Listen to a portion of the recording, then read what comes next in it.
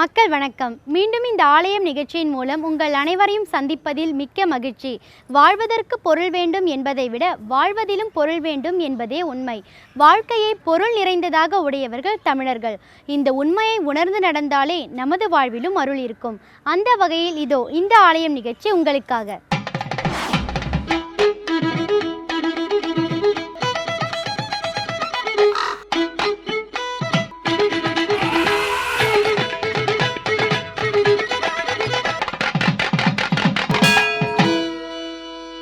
திருமங்கையாழ்வாராலும் பேயாழ்வாராலும் வேதாந்த தேசிகராலும் புகழ்ந்து பாடப்பெற்ற திருக்கோவிலான அஷ்டபுஜ பெருமாள் திருக்கோவில் காஞ்சியின் நடுவில் சிறப்புடன் விளங்குகிறது. இந்த திருக்கோவிலையே இன்றைய ஆலயம் நிகழ்ச்சியில் நாம் காண இருக்கிறோம்.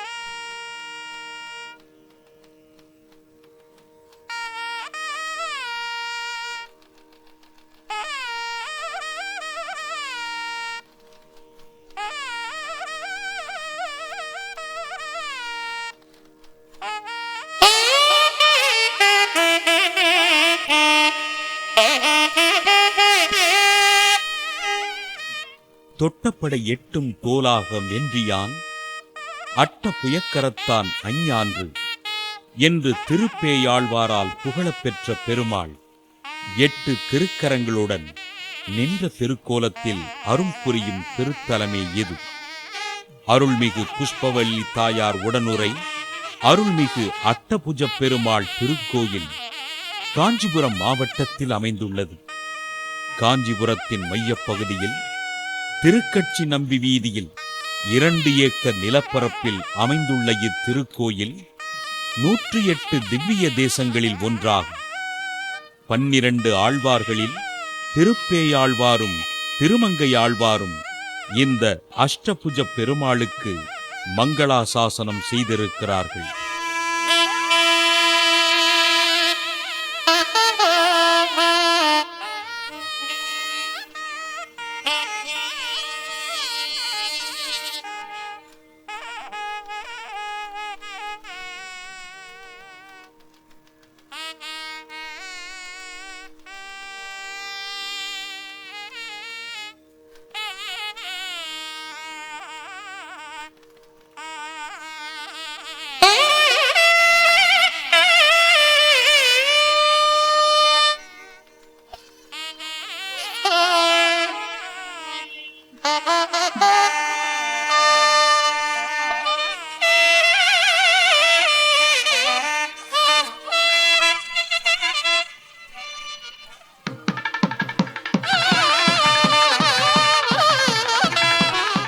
இந்த திருக்கோயிலின் வெளிப்பிரகாரத்தில் பேயாழ்வார், கருடாழ்வார், ஆண்டாள் மற்றும் ஆஞ்சநேயருக்கு தனித்தனியே 4 சன்னதிகள் உள்ளன. திருக்கோயிலின் உட்புறத்தில் வலப்புறத்தில் புஷ்பவல்லி தாயார் சன்னதி கிழக்கு திசை நோக்கி அமைந்திருக்கிறது.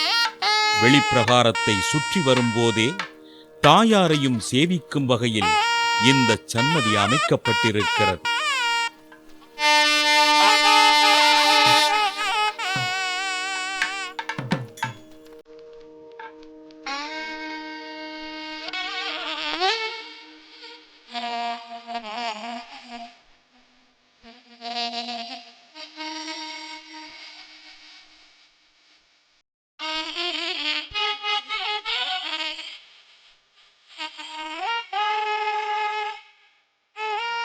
அமர்ந்த நிலையில் அருள் பாலிக்கும் தாயார் சன்னதிக்கு தெற்கில் வடக்கு நோக்கிய நிலையில் தனி சன்னதியில் பூவராக சாமி வராக முகத்துடனே வலக்கால் பூமியைத் தொட தம்முடைய இடக்காலை ஆண் பெண் ஆகிய 2 பாம்புகளின் தலைமேல் வைத்துக்கொண்டு இடத்தொடையில் அமர்ந்திருக்கும் மகாலட்சுமியை இடக்கையால் அணைத்தவாறும் வலக்கையால் அம்மையின் திருவடிகளை பிடித்தவாறும் காட்சியளிக்கிறார்.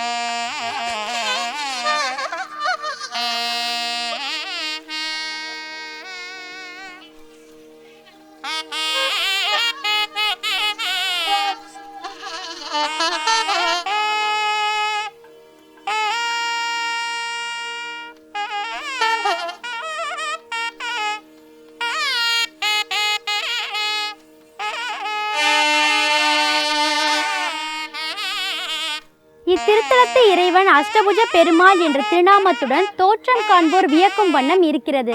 தாயார் புஷ்பவல்லி என்ற திருநாமத்துடன் காட்சியளிக்கிறார்.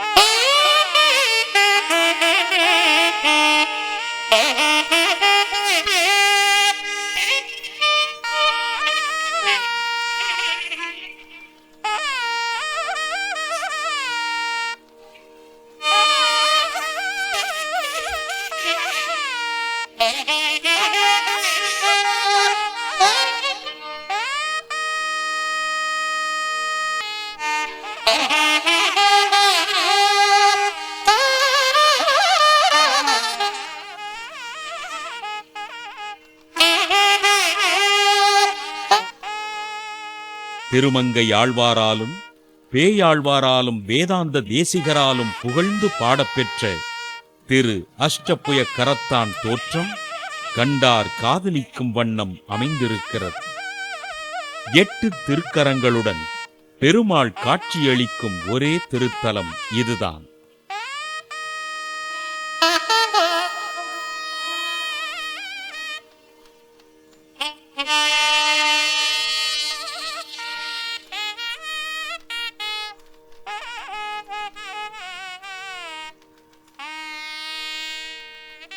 வலப்புற 4 திருக்கைகளில் கத்தி, சக்கரம், தாமரை, அம்பு தாங்கியும், இடப்புற 4 திருக்கைகளில் கோதண்டம், சங்கு, கேடயம், சுதை ஆகியவற்றோடும் காட்சியளிக்கிறார்.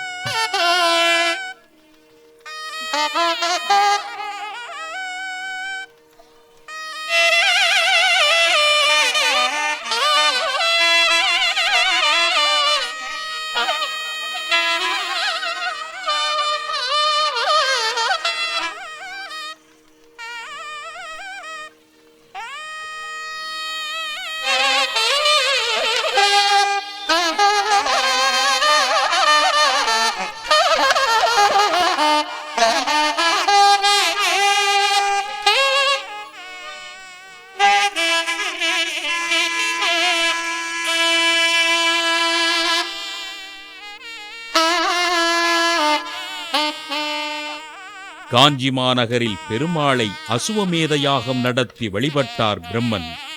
பூஜைக்கு தன்னை அழைக்காத கோபத்தால் கலைமகள் சாபத்திற்கு இடையூறுகள் செய்தார். பயங்கர சாபத்தை ஏவினார். யாகத்திற்கு இடையூறு செய்த சாபத்தையும் காளியையும் அழித்து பிரம்மதேவனின் யாகத்தை காப்பாற்றினார்.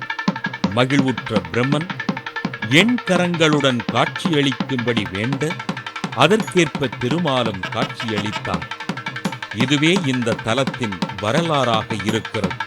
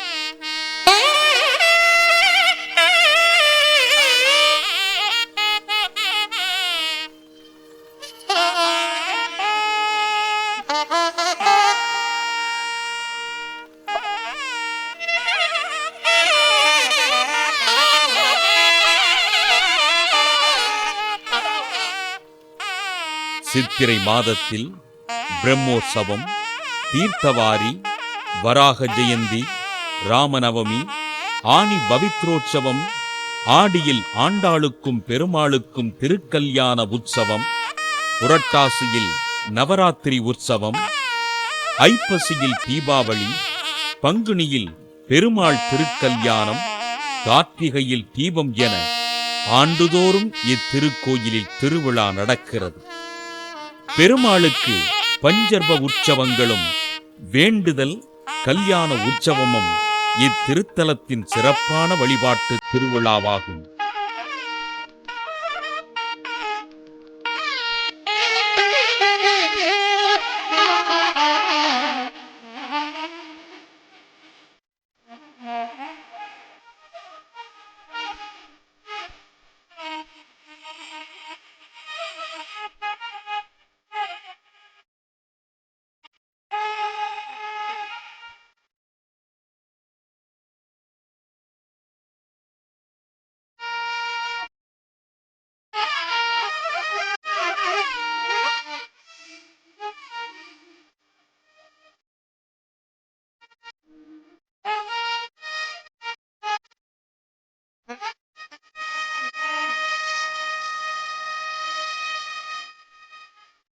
என் கையானிமயத்துள்ளான் இருஞ்சோலை மேவிய எம்பிரான் என்று திருமங்கை ஆழ்வார் பாடிய திருப்பாசுரம் பாடி புஷ்பவல்லி தாயார் உடனுரை அருள்மிகு அஷ்டபுஜ பெருமாளை வணங்கினால் எல்லா நலமும் கைகூடும் என்கிறார்கள்.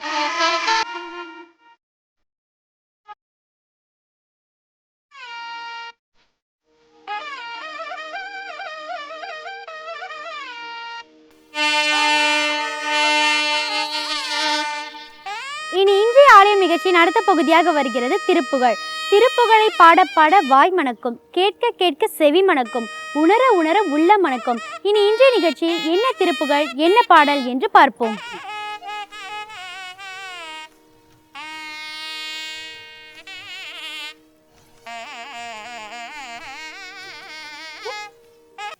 எல்லோரும் இன்புற்றிருக்க நினைப்பதுவே அல்லாமல் வேறொன்று அறியேன் பராபரமே.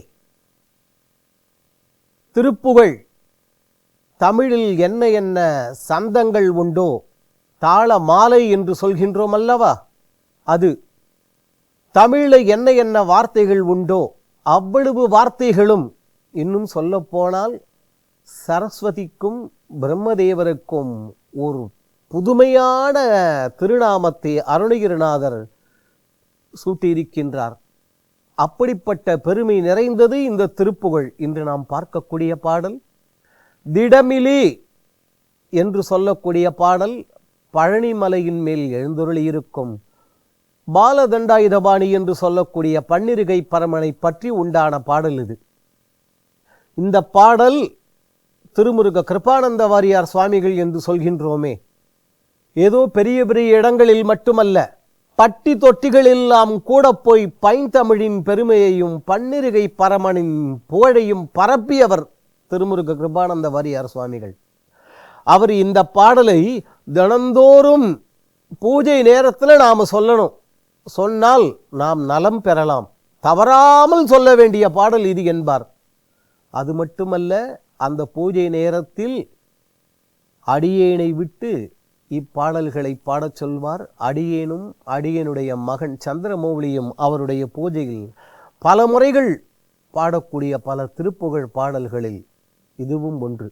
தினந்தோறும் இந்த பாடலை நாம் பாராயணம் செய்ய வேண்டும். பாடலின் பெருமை என்ன, விளக்கம் என்ன என்பதை பாடலை பார்த்துவிட்டு பிறகு பார்ப்போம். திடமிலி சர்க்குணமிலி நட்டிரமிலி அற்புதமான, திடமிலி சர்க்குணமிலி நட்டிரமிலி அற்புதமான, செயலிலிமை தவமிலி நற்ஜபமிலி சொர்க்கமும் மீதே, இடமிலி கை கொடையிலி சொற்கியல்பிலி நற்றமிழ் பாட, இருபதம் குற்று இருவினையற்று இயல்கதியை பெற வேணும், கெடுமதி உட்டிடும் அசுர கிளை மடிய பொறும்பீலா, கெடுமதி உட்டிடும் அசுர கிளை மடிய பொறும்பீலா, கிரண கூரை பிறை அருக கிதழ் மலர் கொக்கிர கூடே, படர் சடையில் புனை நடன பரமர் தமக்கு ஒரு பாலா, படர் சடையில் புனை நடன பரமர் தமக்கு ஒரு பாலா, பல வயலில் தரள நிறை பழனிமலை பெருமாளே. இறைவனிடம் அருணகிரிநாதர் முறையிடுகின்றார். அப்பா, என்னிடம் இந்த நல்ல குணங்கள் எல்லாம் என்னிடம் கொஞ்சம் கூட இல்லையே, அப்படிப்பட்ட நான் ஒன்றுக்கு ஆசைப்படுகின்றேன். அருணகிரிநாதர் இப்பாடலில் என்ன வேண்டுகோளை இறைவன் திருவடிகளில் வைக்கின்றார் என்பதை பார்த்தால் நமக்கெல்லாம் ஆச்சரியமாக இருக்கும். எனக்கு அது ஒரு 20, இது ஒரு 40, அது ஒரு 100 பங்களாக்கள் வேணும், 1000 ஏக்கரா. அவர் என்ன கேட்கின்றார் என்பதை பாடலின் நிறைவில் பார்ப்போம். ஆச்சரியகரமான தகவல் அது. வழக்கப்படி பாடலின் பிற்பகுதிக்கு போலாம். பழனிமலையில் எழுந்தருள் இருக்கக்கூடிய ஹே முருகப்பெருமானே, பல வயலில் தரள நிறை பழனிமலை என்கின்றார். அங்க பழனிமலையில் இருக்கக்கூடிய அந்த எல்லா வயல்கள் எல்லாம் இருக்கின்றதல்லவா, அந்த பழனியில் இருக்கும் எல்லா வயல்களிலும் முத்துக்கள் அப்படியே நிறைந்திருக்கின்றனவாம். ஒரு சந்தேகம் இவ்வளவு நேரம் வந்திருக்க வேண்டும். வயல்வெளியில் எவ்வாறு முத்துக்கள் நிறைந்திருக்கும் என்று எண்ணம் வருகின்றதல்லவா? நெல் சொல்கின்றோம், நெல் மணிகள், நெல் முத்துக்கள் என்று சொல்வோமே. அதன்படி அங்கு பழனியில் இருக்கும் எல்லா வயல்களிலும் நன்றாக உழைத்திருக்கிறார்கள். நீர் வளத்தையும் நில வளத்தையும் முறையாக உபயோகப்படுத்தி இருக்கிறார்கள். தரிசு நிலம் என்பதே கிடையாது.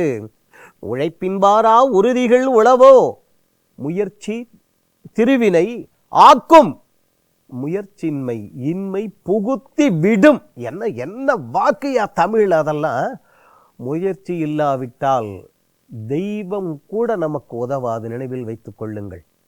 அங்கே பழனியில் இருக்கக்கூடிய வயல்களில் முத்துக்கள் நிறைந்திருக்கின்றன என்றால் நெல் முத்துக்கள், அந்த உழைப்பினுடைய விசேஷம் அது. அது மட்டுமல்ல, இந்த பாடலின் பிற்பகுதியில் அவர் இன்னொரு தகவலையும் அவர் அங்கே சொல்கின்றார். அதாவது அசுரர்கள் கெடுமதி உற்றவர்கள், கெடுமதி உற்றவர்கள்ல வேற எதுவும் இல்லை. என்னிடம் எல்லாம் இருக்கின்றன, நான் இப்படி இருப்பேன், ஒன்றும் தவறே இல்லை. ஆனால் உதாரணமாக எல்லாரும் சொல்லக்கூடியது நமக்கு தெரிந்தது, தெருவில் நடந்து போகும்பொழுது கைகால்களை நாம் வீசிக்கொண்டு நடக்கலாம், என்னுடைய உரிமை யாரும் குறுக்கிடக்கூடாது என்றும் சொல்லலாம். ஆனால் அந்த கைகால்களை வீசிக்கொண்டு போகும்போது